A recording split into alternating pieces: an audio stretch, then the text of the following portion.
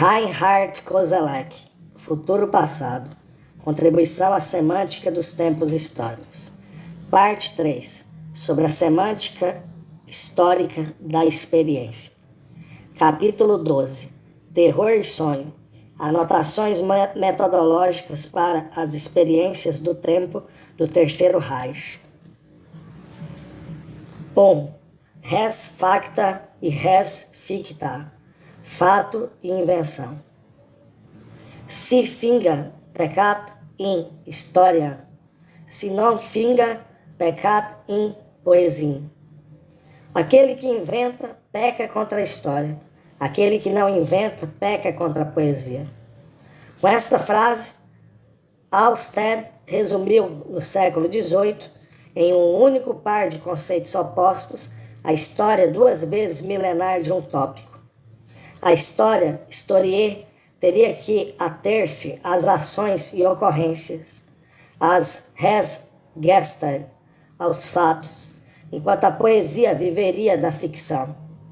Os critérios para discernir entre história e poesia se relacionam com as formas de apresentação que, formuladas com uma pitada de exagero, deveriam ocupar-se ou com o que é ou com o que parece.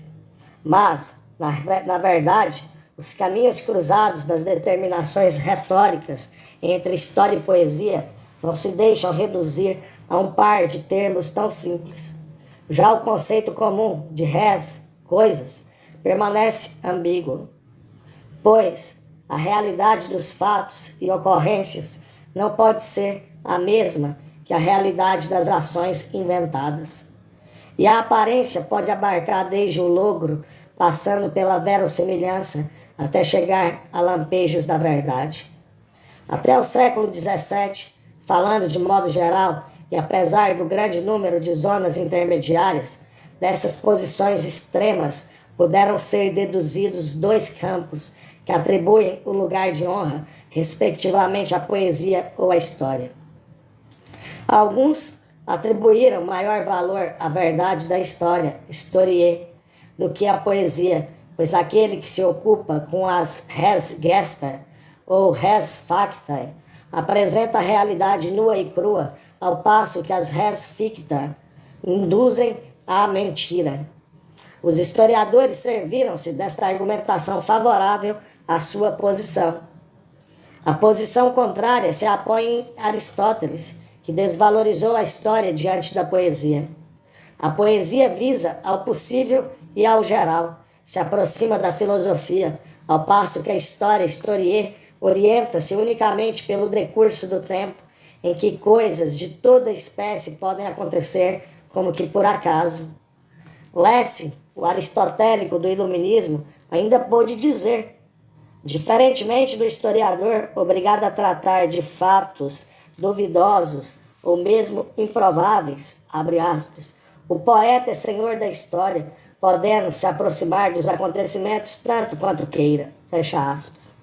O poeta ganha credibilidade por meio da verossimilhança interior, graças à qual ele organiza os acontecimentos e ações que apresenta ou que produz. A partir do iluminismo, os historiadores estiveram expostos a este postulado aristotélico. Faz parte das novas experiências do século XVIII, quando a história foi levada a um novo conceito reflexivo, que também as paredes divisórias entre os campos do historiador e do poeta se tornassem osmoticamente permeáveis. Do poeta, sobretudo do romancista, passou-se a exigir que, se quisesse convencer e impressionar, ele deveria dar à palavra a realidade histórica. E vice-versa, exigiu-se do historiador que, por meio de teorias, hipóteses e fundamentações, ele tornasse sua história aceitável e plausível. Da mesma forma que o poeta, de sua história, o historiador deveria extrair unidades e sentidos. Mencionemos, de passagem, que nesse deslocamento das fronteiras também encontrou aceitação a herança teológica de uma providência criadora de sentido. É verdade que a credibilidade dos textos bíblicos foi submetida à crítica secular, mas a antiga doutrina dos sentidos múltiplos da Escritura marcou também o iluminismo. Se não soubermos ler os acontecimentos e textos do passado em diferentes estratos, isto é, tirá-los de seu contexto original e reuni-los progressivamente, não avançaremos na interpretação da confusa realidade histórica. Com isto, suavizou-se a oposição retórica entre a poesia que finge e a história, historie que relata. Logo que se viu forçado a construir com arte sua história, a dar-lhe fundamentos morais e racionais, o historiador passou a depender dos recursos da ficção. Com isto, no entanto, tornou-se mais urgente a pergunta sobre a possibilidade de se conhecer cientificamente a realidade histórica a que nos referimos. A pergunta retórica pela arte da apresentação foi superada no século XVIII pela teoria do conhecimento. Com essa alteração dos pressupostos epistemológicos, a velha oposição entre res facta e res ficta passou a convergir. O mérito de Claudenius foi haver demonstrado que a realidade, uma vez passada, não pode mais ser capturada por nenhuma representação. Pelo contrário, ela só pode ser reconstruída em exposições abreviadas. Este reconhecimento da perspectiva histórica forçou mais ainda o historiador a tomar consciência dos recursos da ficção, das imagens rejuvenescidas na linguagem de Claudenius. Se quisesse transmitir histórias com sentido, não só do ponto de vista da técnica de apresentação, mas também do ponto de vista epistemológico, exige-se do historiador que ele ofereça não uma realidade passada, mas sim a ficção de sua facticidade. Porém, mal o historiador começou a levar a sério a ficção dos fatos, ele caiu sob uma pressão ainda maior, a pressão da prova. Mais do que nunca, teve que exercer a crítica das fontes para não ficar restrito a transmitir fatos antigos e acrescentar as novidades. Assim, o iluminismo consequente levou ao postulado de que a história, em sua complexidade, só pode ser reconhecida se o historiador deixar-se conduzir por uma teoria. Na linguagem da escola de Göttingen, ele teria que levar a história de um simples agregado a um sistema para poder ordenar e interrogar as fontes, de modo a fazer com que falassem. De fato, mesmo depois desse avanço produtivo da consciência histórica, ainda permaneceu um resto não submetido, que diferenciava o status da apresentação histórica e o da pura ficção. Pois não se pode negar que deve existir uma diferença entre as narrativas que relatam o que realmente ocorreu e as que relatam o que poderia ter acontecido, ou que se pretende que tenha ocorrido, ou mesmo renunciam a todo e qualquer sinal de realidade. Mas a dificuldade da distinção consiste em que o próprio status linguístico de uma narrativa ou apresentação histórica não dá a conhecer claramente se trata de um relato da realidade ou de uma mera ficção. Um poeta pode meter-se nas vestes do historiador de modo que seu próprio texto não permita mais qualquer determinação de limites que ele eventualmente procura disfarçar. Pode servir-se de fontes autênticas ou fingidas. Ao fim e ao cabo, pode dar melhores informações sobre as situações ou conflitos históricos do que um historiador jamais as conseguira dar. E vice-versa, o historiador moderno, como Rank, tem que se alçar das afirmações particulares para as gerais, ou como hoje, descrever estruturas e tendências sem deixar que falem as ocorrências e os acontecimentos individuais, as res factae. Os discursos fingidos de Tucídides, que reproduzem elocuções que na realidade não foram feitas, mas que pretendem descobrir a verdade imanente aos acontecimentos, possuem uma correspondência sistemática nas considerações dos historiadores modernos, que refletem a posteriori sobre condições e transcursos, sobre ideias e épocas, sobre crises e catástrofes. Na linguagem do pré-iluminismo, seus padrões de interpretação, ou os assim chamados modelos derivados da realidade, possuem status de res ficta. Apesar disso, servem ao conhecimento da realidade histórica. O iluminismo, portanto, fez as res facta e as res ficta deixarem de estar em uma relação de pura oposição.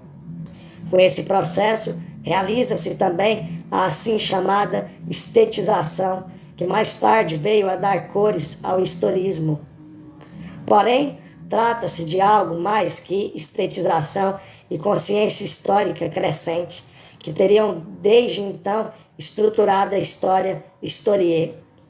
Por trás da nova coordenação entre as res ficta e as res facta se encontra, sobretudo, a experiência moderna de um tempo genuinamente histórico que obrigou a misturar ficção e facticidade.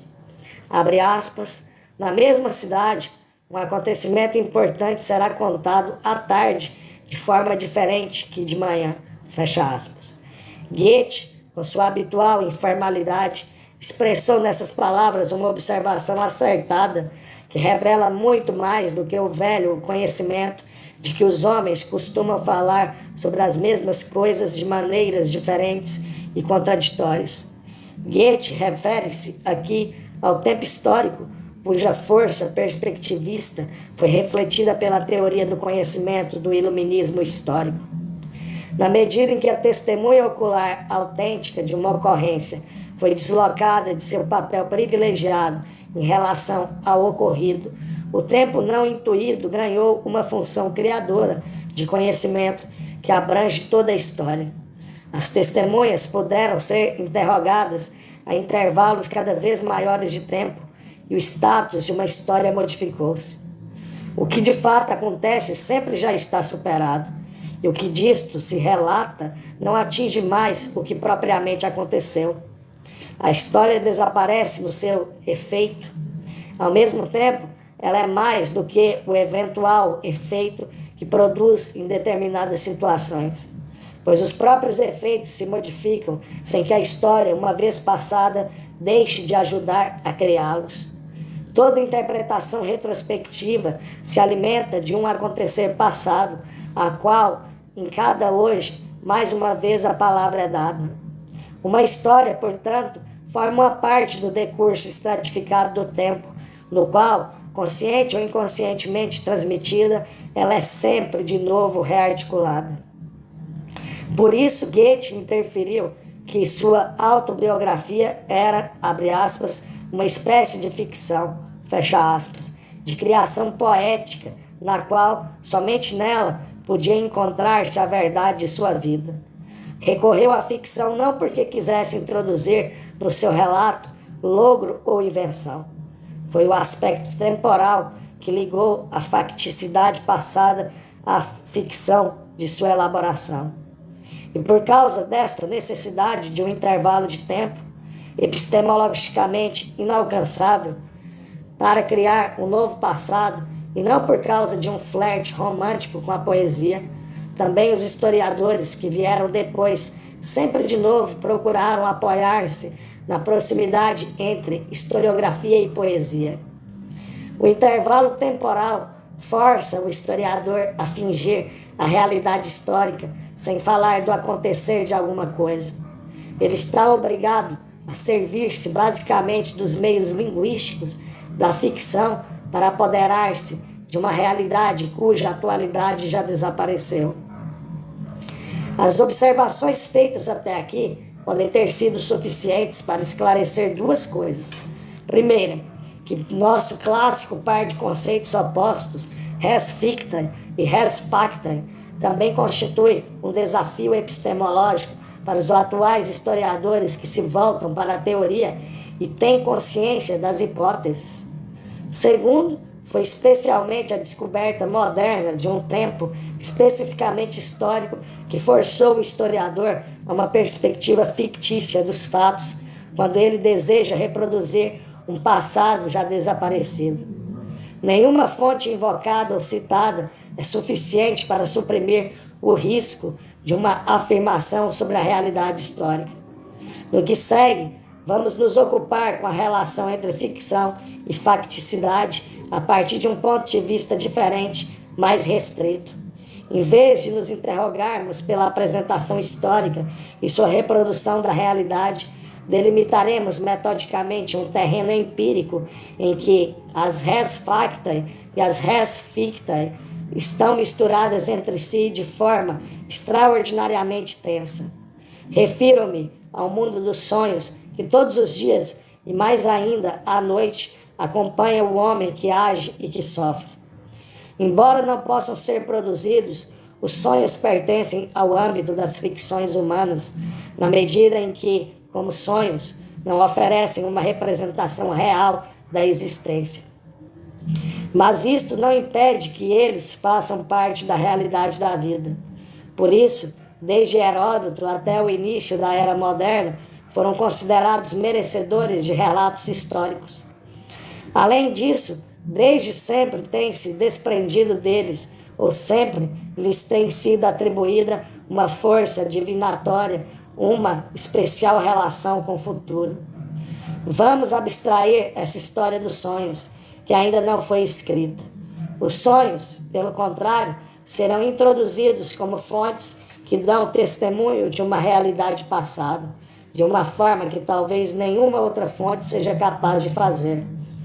Os sonhos se encontram, sem dúvida, no ponto extremo de uma escala imaginável de racionalidade histórica, mas a rigor testemunham uma inevitável facticidade do fictício, com a qual um historiador não deveria deixar de envolver-se. Para mostrá-lo, começaremos com a história de dois sonhos. 2. Sonhos de terror, sonhos no terror. As duas histórias são breves. A primeira provém de um médico do ano de 1934. Abre aspas. Depois da consulta, pelas 9 da noite, quando quero estender-me tranquilamente no sofá folheando um livro sobre Matthias Grunewald, minha sala e minha casa de repente ficam sem paredes. Olho espantado ao redor e todas as casas, a perder de vista, não tem mais paredes. Ouço um alto-falante berrar. Conforme o decreto sobre a abolição das paredes do dia 17 do mês corrente. Fecha aspas. A outra história também da década de 1930 e provém de um advogado judeu. Abre aspas. 2 bancos existem no Tiergarten, nome de um parque dado da cidade de Berlim. Um verde, como de costume, e o outro amarelo. Os judeus, então, só podiam sentar-se em bancos pintados de amarelo. E entre os dois há um cesto para papel. Sento-me no cesto, e eu mesmo penduro no pescoço um letreiro, como fazem por vezes os mendigos cegos, e como também as autoridades obrigam os violadores da raça a fazer. Se for necessário, deixarei lugar para o papel. Fecha aspas. As duas histórias procedem de uma coleção de sonhos da época do Terceiro Reich, editada por Charlotte Beralt. São sonhos anônimos, porém autênticos. Ambos contam histórias, contêm uma ação com princípio e fim, se bem que não seja uma ação que tenha ocorrido da maneira narrada. São sonhos sobre o terror, ou, dito de uma forma mais agressiva, sonhos do terror. O terror não só provoca sonhos, os próprios sonhos fazem parte dele. As duas histórias reproduzem uma experiência que penetrou profundamente nas pessoas. Contém uma verdade interior que se realizou no Terceiro Reich e, mais do que isso, foi desmedidamente superada. Essas histórias sonhadas não só testemunham o terror e suas vítimas, hoje podemos dizer que elas constituíam um presságio. Se lembrarmos nossa alternativa inicial sobre ficção ou realidade histórica, as duas historinhas pertencem manifestamente ao gênero dos textos de ficção, e assim podem ser lidas. Pela densidade e concisão de seus conteúdos, esses sonhos se aproximam dos contos de Kleist, Hebel, ou melhor ainda, de Kafka. Ninguém poderá negar-lhes uma qualidade poética. Parecem uma poesia que, como diz Aristóteles, não relata o que aconteceu e sim o que poderia acontecer. Os dois sonhos contêm uma verossimilhança que vai mais longe do que parecia empiricamente viável no tempo em que foram sonhados. Eles antecipam o empiricamente inverossímil, mas que mais tarde, na catástrofe, tornou-se acontecimento. Charlotte Berard reuniu sonhos de cerca de 300 pessoas, salvando-os na emigração. Neles se refratam formas de experiência extremamente impressionantes.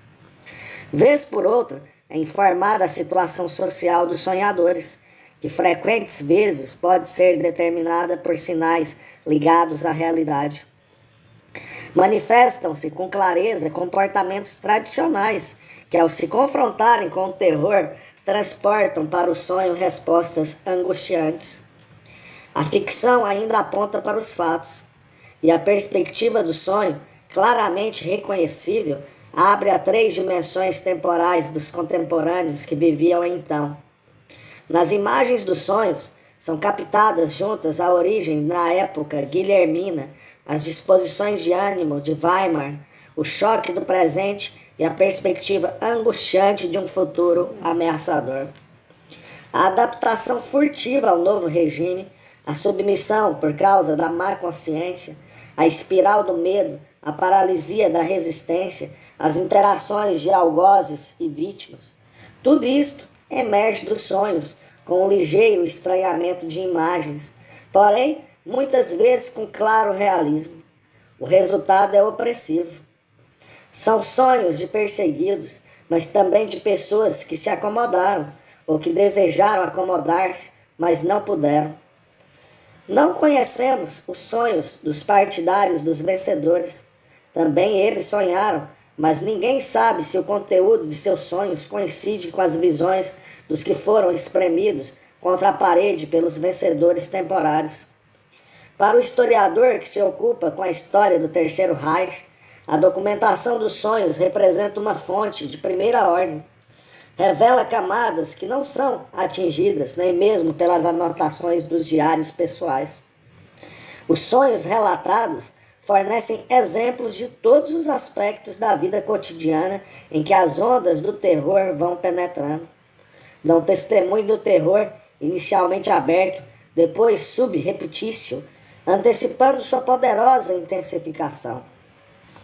Seja pela cautela exigida pelo método, seja pela razão plausível de não serem muito acessíveis, os sonhos não figuram na lista das fontes da ciência histórica.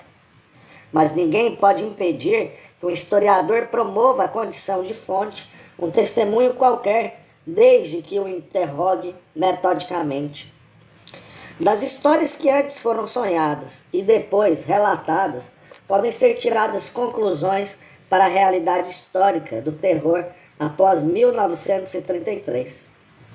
Utilizados dessa forma, os sonhos, como se disse, possuem o status de textos ficcionais, assim como os textos poéticos, permitindo que lancemos um olhar para reconstruir a realidade do Terceiro Reich.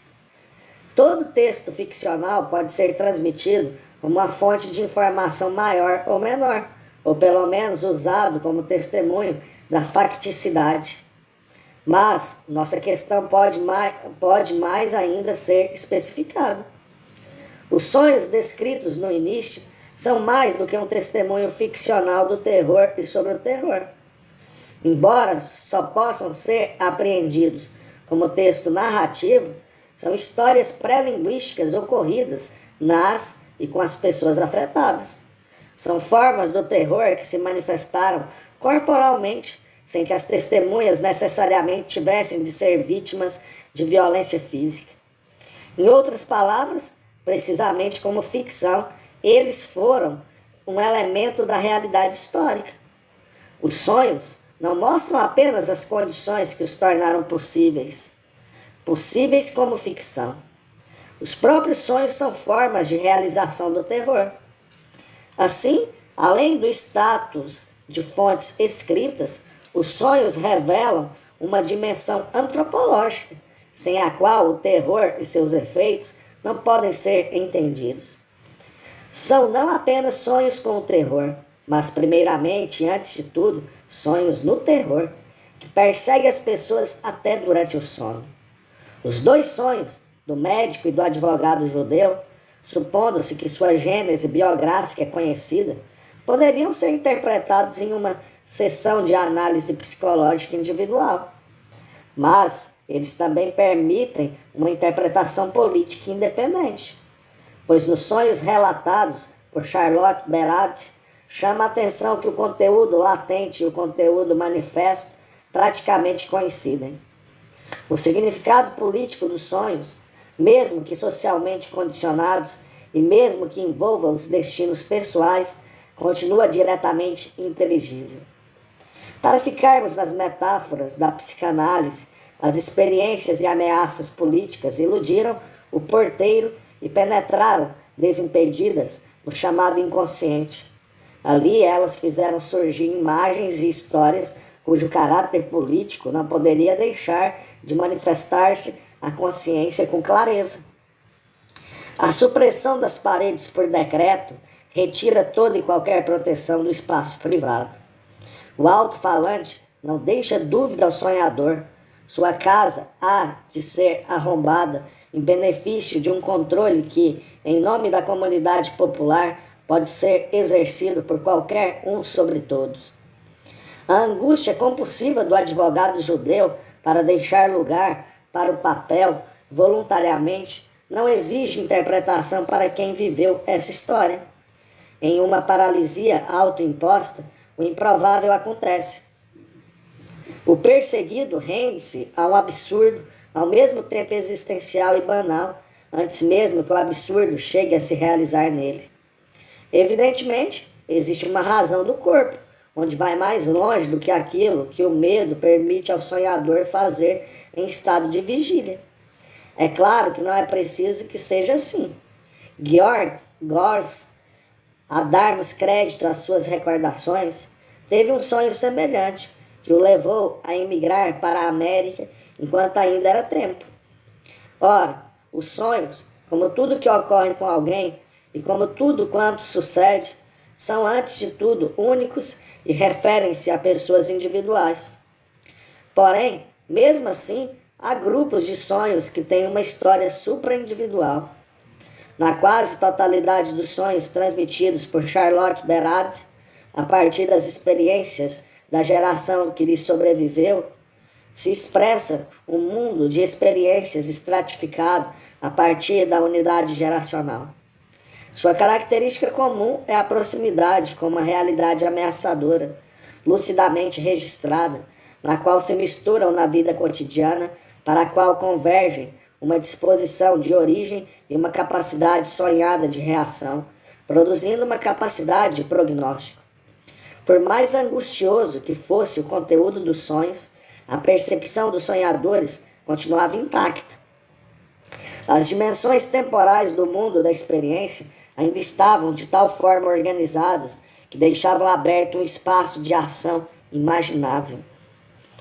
Isto se modifica totalmente quando voltamos nosso olhar para os sonhos que nos foram transmitidos dos campos de concentração, para onde foram não poucos do grupo de que vimos falando até agora.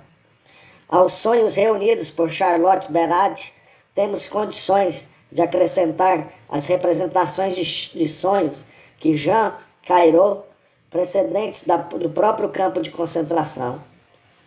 As figuras dos sonhos mudaram nitidamente em comparação com as manifestações na liberdade fora do campo.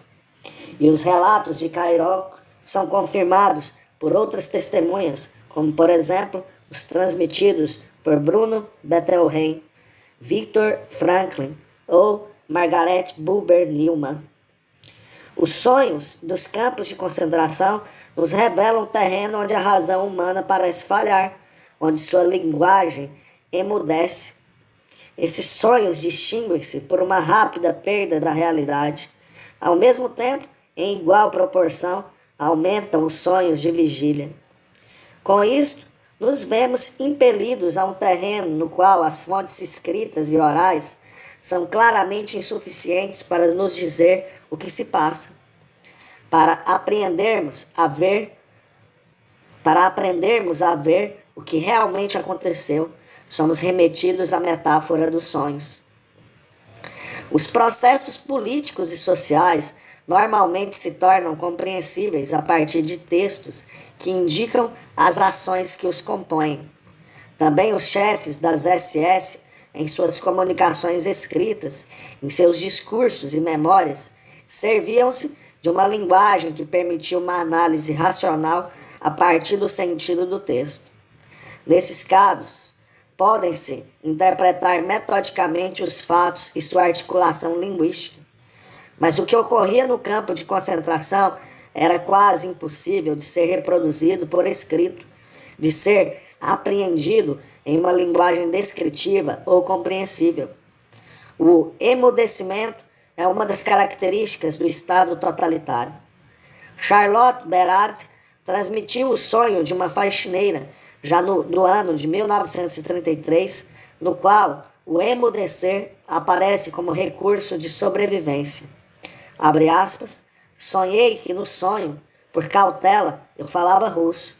Não falo russo, nem falo sonhando, para que eu mesma não me entendesse e para que também ninguém me entendesse caso eu dissesse alguma coisa sobre o Estado, pois isto é proibido e tem que ser denunciado.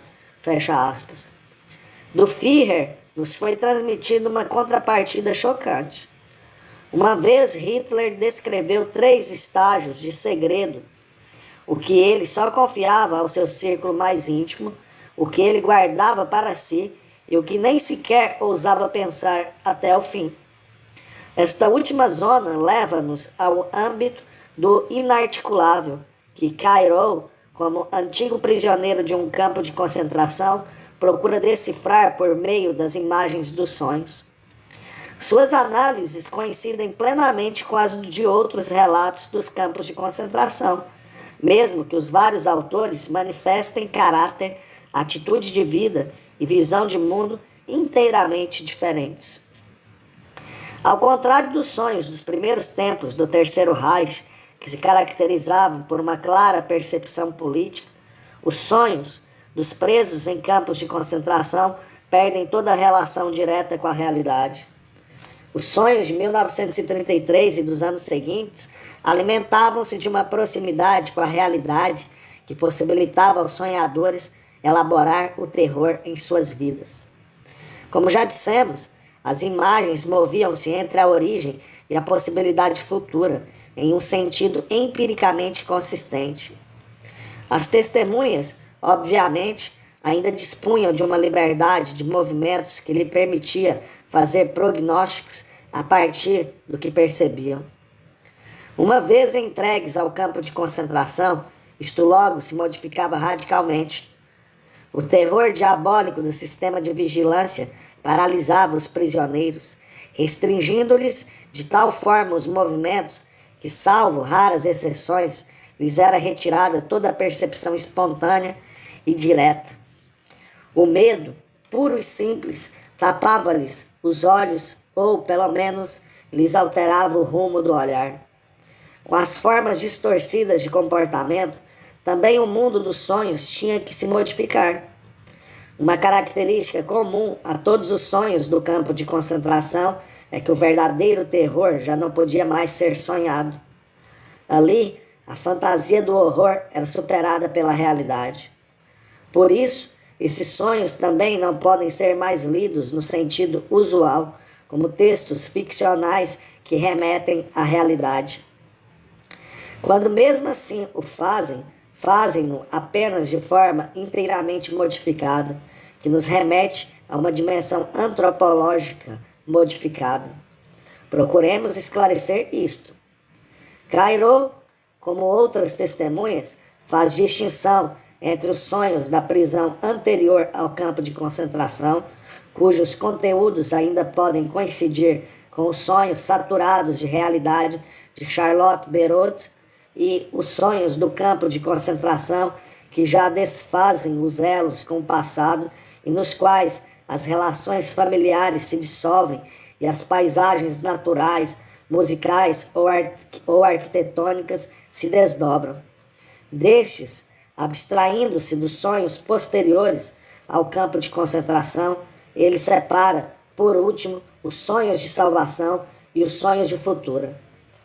Para Cairo, os sonhos de salvação e os de futuro, por suas funções, excluem-se mutuamente. Esta é uma observação confirmada por muitos prisioneiros dos campos, como também por outras testemunhas. Os sonhos de futuro movimentam-se nas dimensões temporais da vida passada, alimentados pela recordação de onde provinham todos os desejos e esperanças. Correspondem, em parte, às fantasias dos prisioneiros no estado de vigília. Nutrem-se de uma vida da qual os prisioneiros estavam absoluta e irrevogavelmente separados.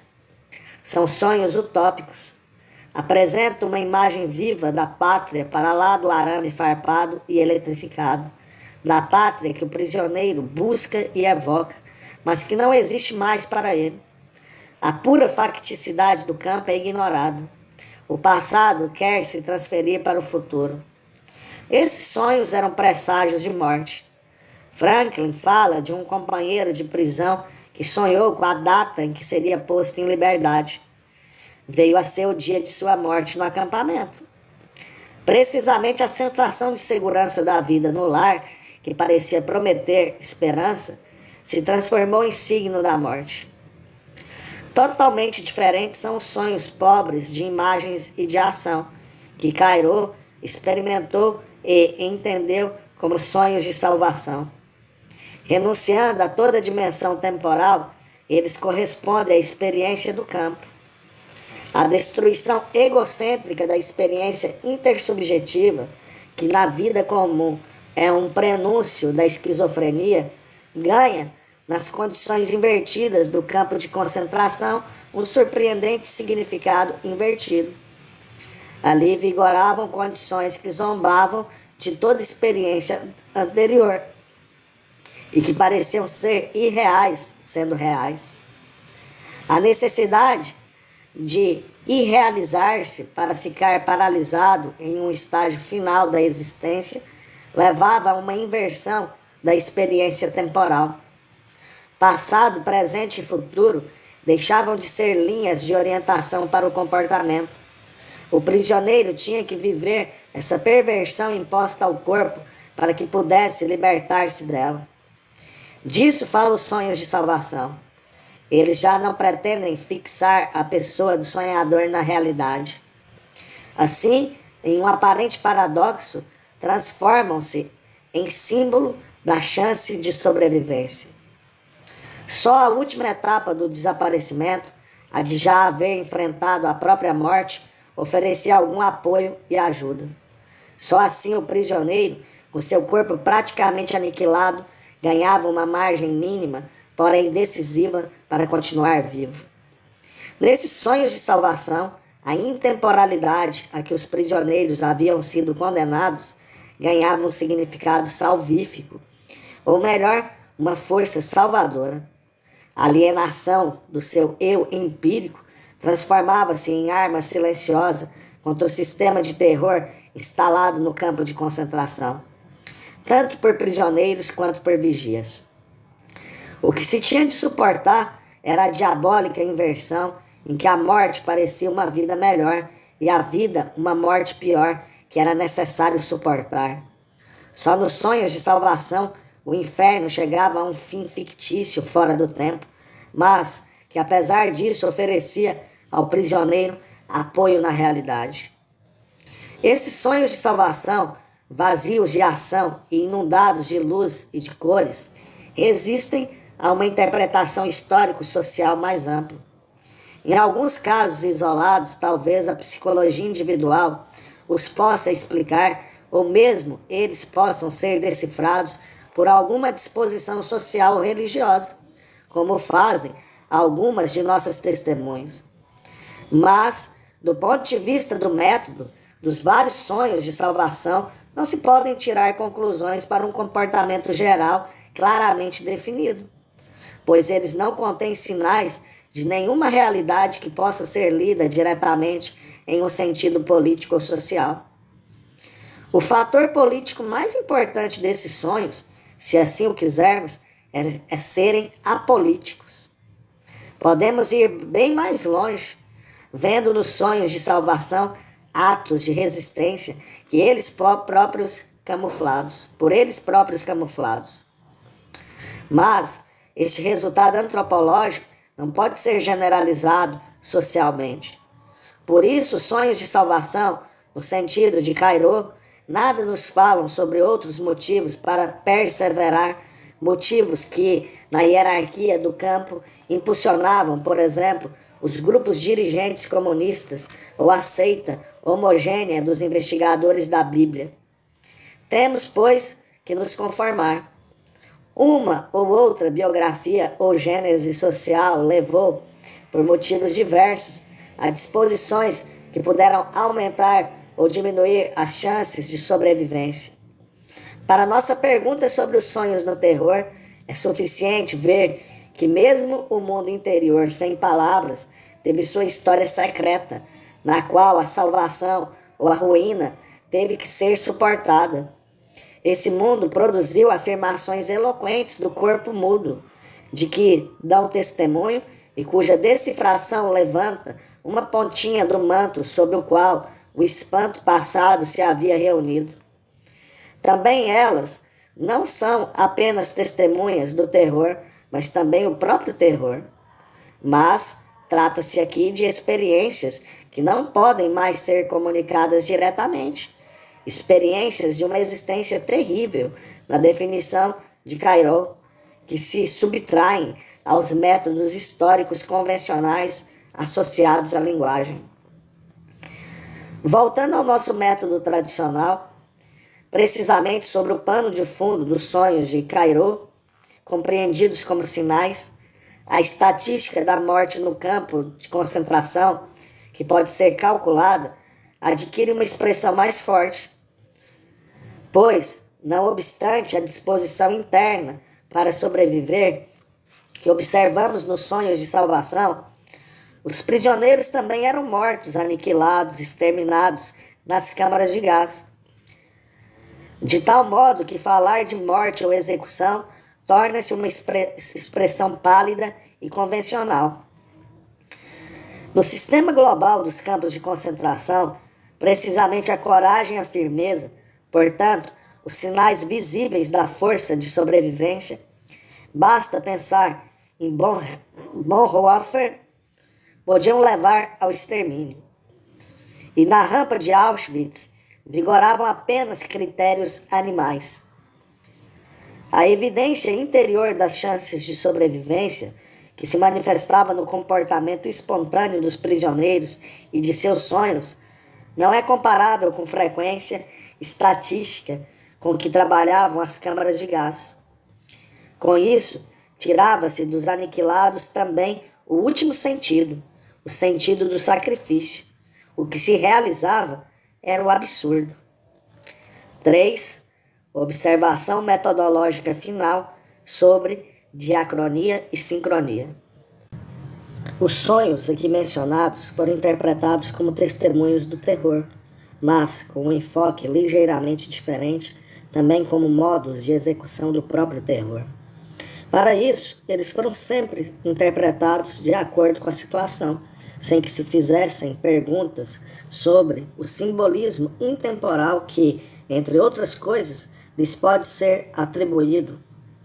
Mas já os sonhos de sobrevivência, de que nos fala Cairo, iam buscar sentido dentro do campo a partir de símbolos comparativamente distantes, extraeconômicos, apolíticos e permanentes.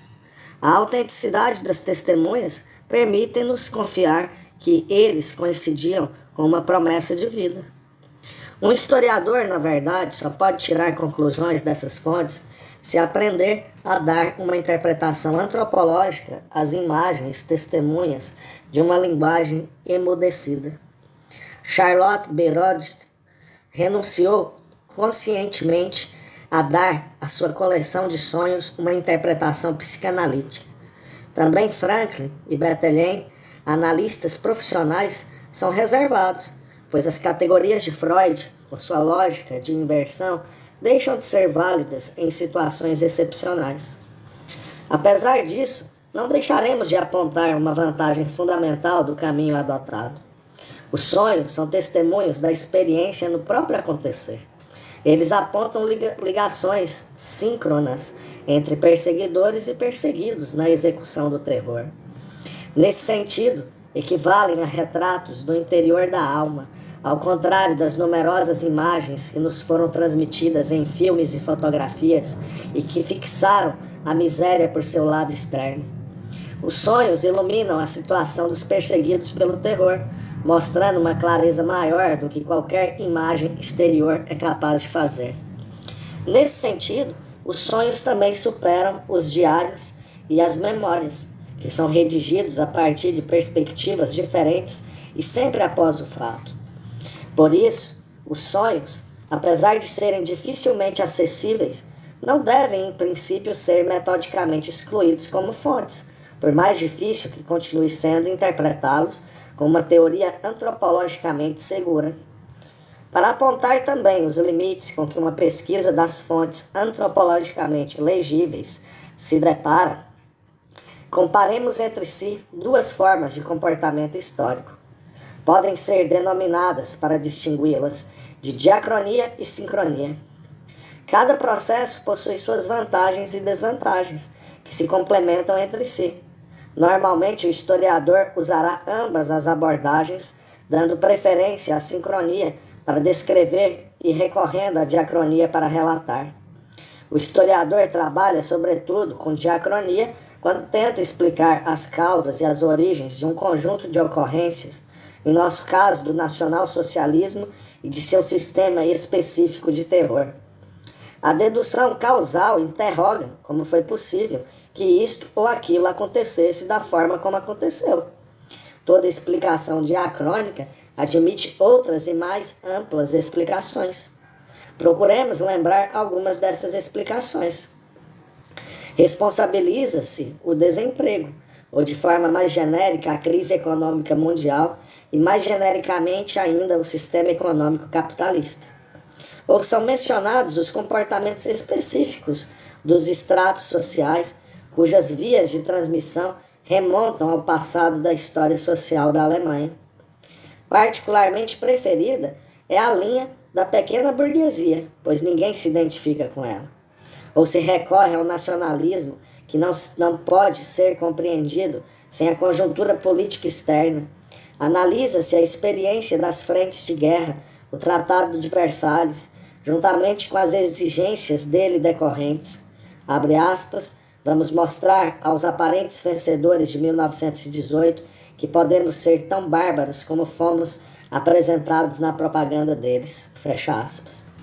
De tudo isso se pode derivar uma tendência à homogeneização, de modo a produzir um discurso popular de que faz parte também o antissemitismo como estágio prévio do terror. Ou as conjunturas internas da política são incluídas entre as razões, os dias irreversíveis que antecederam o 30 de janeiro, a fase autoritária do chanceler, o sistema partidário, toda a Constituição de Weimar e, por fim, a história da Constituição alemã em geral. Ou mais na linha da história das ideias, são oferecidos modelos de secularização e traçadas linhas de decadência, das quais a sequência Lutero, Frederico o Grande, Bismarck, Hindenburgo, Hitler representa apenas a leitura negativa de uma genealogia antes considerada como positiva. O modelo causal genético de explicação sempre permanece igual a si próprio. Todas estas séries de explicações e fundamentações podem ser mais ou menos plausíveis. Algumas dessas tentativas, ou de outras, podem adquirir elevado grau de evidência, sobretudo quando estão apoiadas por citações correspondentes das fontes. O que há em comum em tais argumentações genéticas? Antes de tudo, elas possuem formalmente em comum o fato de associarem séries diacrônicas em cadeias causais de curto, médio ou longo prazo. Pode-se apelar para fatos, tendências e estruturas, e, em geral, o historiador renuncia a explicações monocausais para ponderar diferentes séries de provas que deixam de entrever um emaranhado de interdependências. A ponderação ocorrerá no intercâmbio entre a antecipação teórica, mais ou menos articulada, e a exegese das fontes. Também é comum a este procedimento que, dentre a infinidade de dados do passado, sejam retiradas cadeias causais que interpretam determinada ocorrência ou determinado complexo de ocorrências como um resultado. Trata-se sempre de um processo de fundamentação a posteriori, de uma racionalização do olhar retrospectivo, ou, nas palavras de Theodor Lessing, de uma logificatio post festum, logificação após a festa. Mas esse procedimento, proveniente em última análise da historiografia pragmática, é afetado por deficiências específicas. Para compreender determinado acontecimento, são apresentadas causas não incluídas nesse acontecimento. Essa linha de argumentação pode ser prolongada até o infinito. Não existe nenhum limite que possa com clareza ser apontado como início racionalmente comprovado, antes do qual outras razões não possam ser apontadas. Sem uma pré-qualificação teórica, tampouco existe uma fundamentação racional que justifique quais são as razões relevantes. Cada contexto de fundamentação possui potencialmente uma multiplicidade tão grande quanto a soma imaginada de todos os possíveis acontecimentos e suas conexões no passado.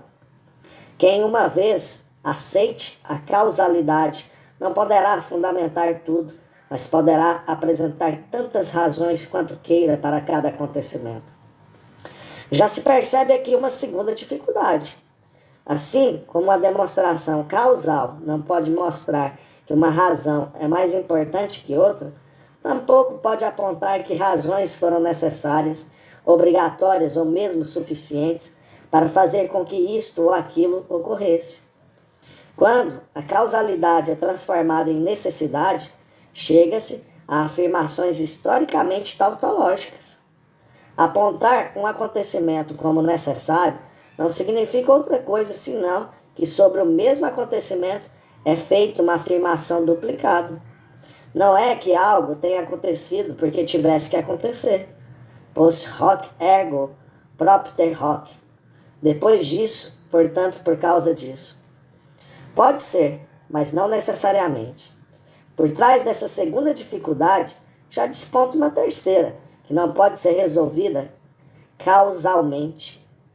Desde a crítica de Humboldt à história, historie, pragmática do iluminismo, um traço estrutural de toda a história tornou-se manifesto, a saber que em toda conjuntura histórica está contido mais e ao mesmo tempo menos do que foi determinado pelo que aconteceu antes.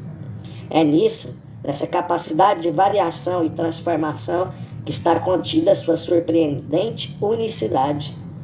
Sem isso, conceitos correntes que acompanham o moderno conceito de história, como progresso, regresso, desenvolvimento ou destino, careceriam de qualquer significado. Com o axioma da unicidade, não estamos procurando dar vida nova à figura ou individualidade histórica, pois qualquer história contém estruturas formais de retorno e repetibilidade, condições de longo prazo que ajudam a criar conjunturas semelhantes, entre as quais, como se sabe, está o terror. Mas o que é novo em cada história não se deixa explicar causalmente. Toda explicação causal parte do fato de que um fenômeno decorre de outro, ou mesmo de fenômenos de um outro tipo. Com isso, cria-se uma conexão que não precisa estar contida no fenômeno a ser explicado. Portanto, se quisermos compreender a unicidade de um acontecimento histórico, só podemos empregar as deduções causais subsidiariamente. Em uma formulação extremada, para ficarmos no âmbito de nosso exemplo, o desempregado que em 1932 recebia o auxílio-desemprego já não é idêntico ao homem das SA, milícia nazista, que após o 30 de janeiro tornou-se auxiliar da polícia e que talvez pertença também a uma tropa de assalto. Um voluntário de 1920 não se tornou diretor de campo de concentração por ter sido voluntário, depois desempregado e outras coisas mais. Em nenhum caso, a história pode ser suficientemente apreendida, preenchendo-se o tempo intermediário com um contexto de fundamentação causal. Por isso é necessário que se proceda não apenas diacrônica, mas também sincronicamente, que se fundamente não apenas pós-evento, após o fato acontecido, mas que se mostre também em evento, no acontecer, o que aconteceu e como aconteceu. Pode-se pressupor, então, que a singularidade ou a unicidade se tornem particularmente claras, se bem que com isto, evidentemente, não se esteja dizendo que os fatores que condicionam um acontecimento sejam únicos. Uma tentativa nessa linha seria, por exemplo, interpretar o êxito de Hitler e suas consequências a partir da suposta disposição sociopsicológica do povo alemão no ano de 1933. Nos sonhos descritos no início, mostramos onde ainda se pode, do ponto de vista antropológico ou social histórico, generalizar casos isolados e onde isto é inaceitável. Seguramente há necessidade de mais pesquisas aqui. De resto, é impossível se transferir ao diagnóstico social, ou mesmo à análise histórica, o instrumental psicanalítico da terapia individual, pois o sujeito que é submetido à terapia não pode ser definido como uma individualidade, e além disso, ele já pertence ao passado. Mesmo assim, o uso metafórico pode levar-nos adiante. Por exemplo, a fixação do povo alemão em seu Führer é descrita como um mecanismo de projeção, o aparente alívio contido na transferência da responsabilidade é analisado, o medo e a cegueira que provocaram um processo irreversível são revelados. Uma vantagem de tais interpretações consiste em se poder tentar explicar um contexto de acontecimentos diretamente a partir de sua consumação. A estrutura antropológica das unidades de ação pode ser manifestada, pode-se mostrar como interagiram determinados comportamentos de grupos, organizações, partidos, estratos sociais e indivíduos que neles atuaram e sofreram. E como a partir dessa interação, os acontecimentos ocorreram dessa forma e não de outra. Apesar das impressionantes tentativas empreendidas até agora, como, por exemplo, a de Bruno Bettelheim, esses processos também acarretam desvantagens que se comportam de forma complementar à análise diacrônica. Recorrer ao aspecto psicossomático de um contexto de acontecimentos não admite nenhuma instância metodológica de controle, como fazem as explicações causais, que poderia nos ajudar a tentar uma contraprova. A credibilidade de uma interpretação depende totalmente da premissa teórica que reduz os acontecimentos às disposições íntimas dos participantes.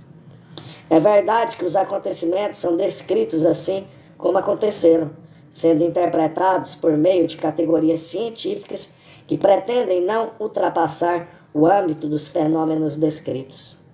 Mas a consequência é que, ao decurso de determinadas formas de comportamento, eu tenho que atribuir uma obrigatoriedade que já não posso mais retirar metodicamente.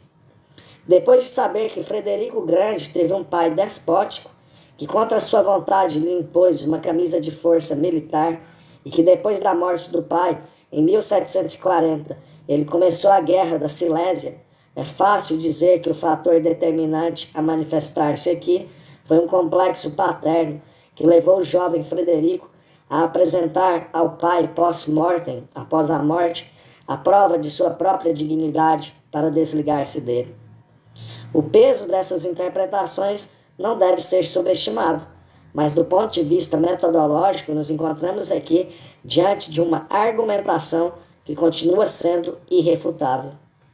Explicar fenômenos e acontecimentos externos por motivações internas significa supor que na faticidade passada está contida a necessidade interior de ter ocorrido assim. Com isto, foram descritos dois modelos de explicação e compreensão, que conscientemente caracterizei como a antítese do diacrônico e do sincrônico. Em ambos os casos, a racionalização pelo historiador realiza-se de maneira diferente. Se o primeiro tipo, a fundamentação genético-causal ex-evento, pelo acontecer, jamais é suficiente, podem ser apontadas também outras razões, sem que jamais um fenômeno histórico possa ser completamente explicado.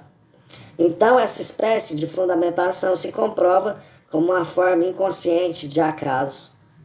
Se a segunda espécie de fundamentação, a fundamentação em evento, no acontecer, parece suficiente por esgotar-se no fenômeno que explica, ela, no entanto, incorre na suspeita de criar uma cega necessidade, que nunca pode provar por que algo aconteceu dessa e não daquela maneira. Bethlen optou veementemente por uma antropologia processual, que é como pode ser descrito seu procedimento de eliminar todas as explicações causais do passado como um jogo acadêmico. Não obstante, poucas frases mais adiante, ele procura justamente essas explicações para dar uma interpretação histórico-genética da constelação psicossomática na Alemanha de 1933 e nos anos seguintes. Este lapso revela a necessidade de provas em que incorre todo aquele que adota unilateralmente a abordagem diacrônica. É preciso continuar aplicando os dois métodos que se complementam mutuamente. Tradução de Carlos Almeida Pereira.